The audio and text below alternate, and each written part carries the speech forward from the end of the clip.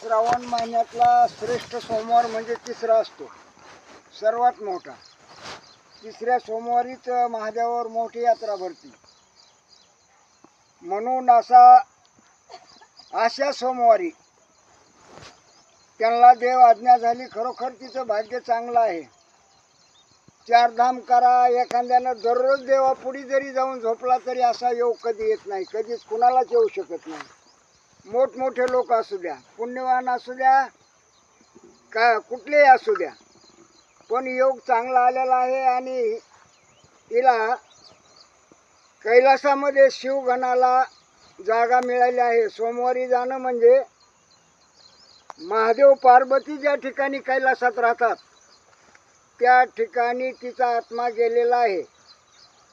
शिवगणामध्ये ती मिलीन झालेली आहे. म्हणून आपण दुःख आहे पण आपल्याला सुद्धा आनंद होतोय, कारण अशा भोळ्या बाबड्या बाईला सोमवारी मरण येणं म्हणजे आपण देखील आनंदित व्हायला पाहिजे. म्हणून आपण त्यांना एक दुःख म्हणून थोडं आपण श्रद्धांजली अर्पण करायची आहे. असंच तिथं या ठिकाणी भोल्या शंकरानं तिला पायाजवळ जागा दिली, त्याबद्दल थोडी श्रद्धांजली अर्पण करून त्यांना व्हायची आहे.